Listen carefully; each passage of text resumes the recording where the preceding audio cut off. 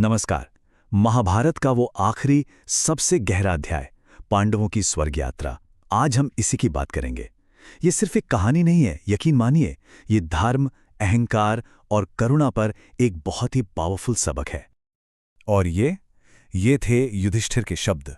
सोचिए, बस इन कुछ लफ्जों से कहानी का पूरा मूड सेट हो जाता है। एकदम गंभीर, एकदम पक्का इरादा। ये किसी चीज का अंत नहीं था, बल्कि एक बिल्कुल नई, एक बहुत बड़ी यात्रा की शुरुआत थी। तो चलिए सबसे पहले ये समझते हैं कि ये इतना बड़ा फैसला लिया ही क्यों गया। आखिर उस महान युद्ध के 36 साल बाद ऐसा क्या हुआ कि पांडवों को राजपाट सब कुछ छोड़ना पड़ा? क्या था वो टर्निंग पॉइंट? तो देखिए, 36 साल बीत चुके थे और इन 36 सालों में दुनिया पूरी तरह बदल गई थी। कृष्ण का पूरा यदुवंश खत्म हो चुका था। स्वयं कृष्ण भी अपना शरीर त्याग चुके थे और इस सब के बाद युधिष्ठिर में भी सिंहासन अपने पोते परीक्षित को सौंप दिया। मतलब साफ है, ये यात्रा सत्ता पाने के लिए बिल्कुल नहीं थी। ये तो सब कुछ त्याग देने की कहानी थी। एक युग का अंत हो चुका था और उसी गहरे दुख से यह फैसला निकला था। तो अब चलते हैं सीधा उस यात्रा पर। देखते हैं कि हिमालय की ओर इस नामुमकिन सी लगने वाली चढ़ाई पर कौन कौन निकला था। तो इस यात्रा पर थे पांचों पांडव भाई, उनकी पत्नी द्रौपदी और उनके साथ था एक अकेला कुत्ता जो बस उनके पीछे पीछे चलने लगा। अब ये कुत्ता कौन था, कहां से आया, किसी को नहीं पता। और यही कुत्ता इस कहानी का एक बहुत ही अहम हिस्सा बनने वाला था। और ये कोई आम यात्रा नहीं थी। सोच कर देखिए, बर्फीले हिमालय में सैकड़ों किलोमीटर का सफर, वो भी पैदल। कोई भी इंसान इसे पूरा नहीं कर सकता। ये सिर्फ एक फिजिकल जर्नी नहीं थी, ये एक स्पिरिचुअल टेस्ट था। यहां उनके हथियार, उनकी शक्ति कुछ काम नहीं आने वाला था। अगर कुछ था तो बस उनकी तपस्या और उनका इरादा।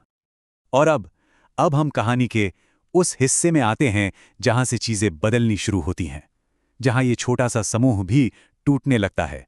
और यहीं से इस पूरी यात्रा का असली मकसद, इसका असली थीम सामने आता है। और फिर एक एक करके वो गिरने लगते हैं। सबसे पहले द्रौपदी गिरती हैं, और ये तो बस एक बहुत ही दर्दनाक सिलसिले की शुरुआत थी। ये देखकर भीम से रहा नहीं गया। उन्होंने युधिष्ठिर से पूछा, धर्मराज, ये क्यों गिरी? यही सवाल इस कहानी को आगे बढ़ाता है। आखिर उनमें ऐसी क्या कमी रह गई थी? युधिष्ठिर का जवाब सुनिए। उन्होंने कहा, अर्जुन के प्रति उनका पक्षपात, बस यही उनका एकमात्र दोष था। पांचों पांडवों में वो अर्जुन को सबसे ज्यादा चाहती थीं, और यही छोटा सा मोह, यही पार्शियलिटी उनके रास्ते की सबसे बड़ी रुकावट बन गई। देखिए कितना गहरा सबक है यहां। और ये सिलसिला रुका नहीं। द्रौपदी के बाद एक एक करके भाई भी गिरने लगे। सहदेव गिरे। क्यों? क्योंकि उन्हें अपनी बुद्धि, अपने ज्ञान पर बहुत घमंड था। फिर नकुल गिरे, जिन्हें अपनी सुंदरता पर बहुत अहंकार था। फिर बारी आई अर्जुन की, जिन्हें अपने जैसा धनुर्धर कोई नजर ही नहीं आता था। और आखिर में भीम भी गिर पड़े। अपनी जबरदस्त ताकत और अपनी भूख पर उन्हें बहुत गर्व था।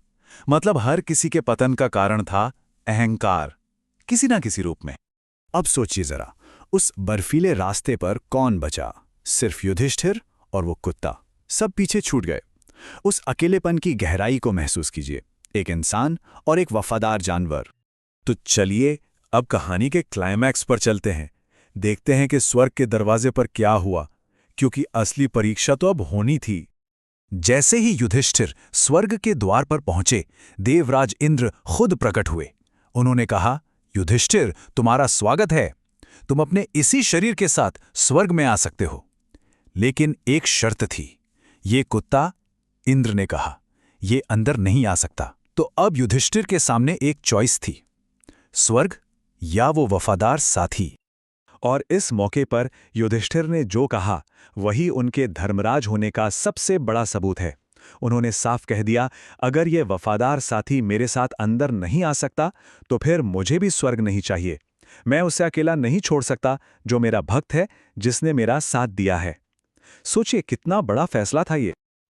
और जैसे ही युधिष्ठिर ने ये कहा, एक चमत्कार हुआ। वो कुत्ता अपने असली रूप में आ गया। वो कोई और नहीं बल्कि स्वयं धर्मदेव थे, युधिष्ठिर के पिता। ये सब एक परीक्षा थी, उनकी आखिरी परीक्षा। धर्मदेव ये देखना चाहते थे कि उनका बेटा सिर्फ नियमों का धर्म निभाता है या धर्म के असली सार यानी करुणा को समझता है। तो युधिष्ठिर इस परीक्षा में पास हो गए।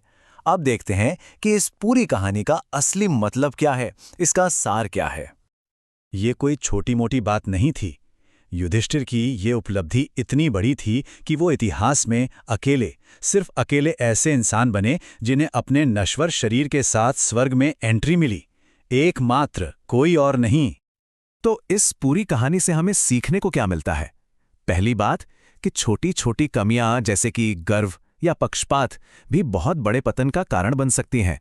दूसरी कि सच्चा धर्म सिर्फ नियमों और कानूनों को मानना नहीं है, बल्कि हर जीव के लिए अटूट करुणा रखना है। स्वर्ग का रास्ता विनम्रता से बनता है, अहंकार से नहीं। और आखिर में ये कहानी हम सब के लिए एक सवाल छोड़ जाती है। सोचने वाली बात है कि हमारी अपनी जिंदगी की यात्रा में अहंकार का वो कौन सा रूप है जो हमारे रास्ते में रुकावट बन रहा है।